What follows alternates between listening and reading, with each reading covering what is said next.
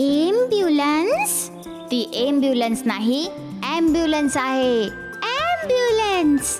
जर तुम्हाला पण विली सारखं बरोबर उच्चार करायचे असतील तर डाउनलोड करा कुकू टीव्ही किड्स ॲप आणि एव्हरीडे कुछ नया सीखो. कुकू टीव्ही.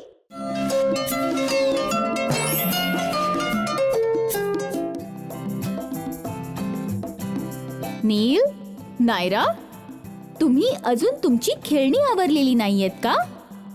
आम्ही नंतर करू आई. पण तुम्ही तर आता टीव्ही बघत बसला आहात.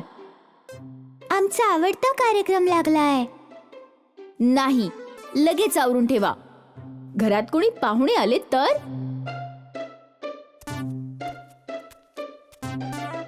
माझी शहाणी मुलं. पण आई, आता आमचा कार्यक्रम सुद्धा संपला. त्याने काही फरक पडत नाही. टीव्हीवर पुन्हा दाखवतील तेव्हा बघा. मी आता तुम्हाला एक गोष्ट सांगते. खाली बसा. ये, गोष्टीची वेळ. काही वर्षांपूर्वी पेड्रो नावाचा एक मुलगा त्याच्या आजीबरोबर राहत होता. ते दोघं एका लहानशा घरात राहायचे. एक दिवस जेव्हा पेड्रो घरातच चेंडूने खेळत होता तेव्हा चेंडू खिडकीला लागला आणि खिडकीची काच फुटली. अरे बापरे.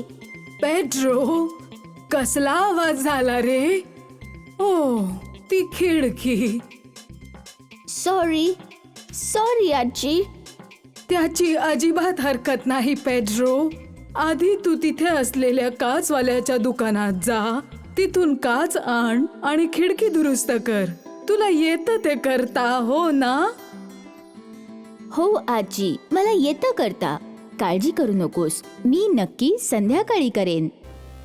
पेड्रो, खिडकीची काच अजून बदलली नाहीस तू? काल तू तिथल्या काचवाल्याच्या दुकानात जाणार होतास ना? नाही आजी, काल मी विसरलो. आज मात्र मी नक्की जाईन.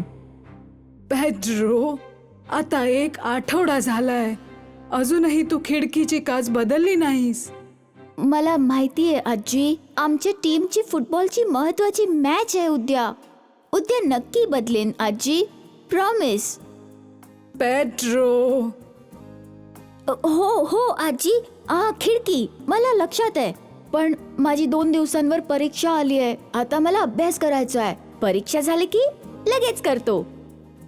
पेड्रो अनेक दिवस फक्त कारणच देत राहिला, पण त्याने खिडकीची काच काही बदलली नाही. शेवटी एके दिवशी, हे बघ पेड्रो. कसला आवाज झाला? मी आलोच हो आजी. काय झालं? बहुतेक वादळ येणार आहे पेड्रो, आणि खूप जोराचं वादळ दिसतंय. परमेश्वरा, वेळेच्या वेळी जर तू ती काच बदलली असतीस तर. काही नाही होणार आजी. हे वादळ तर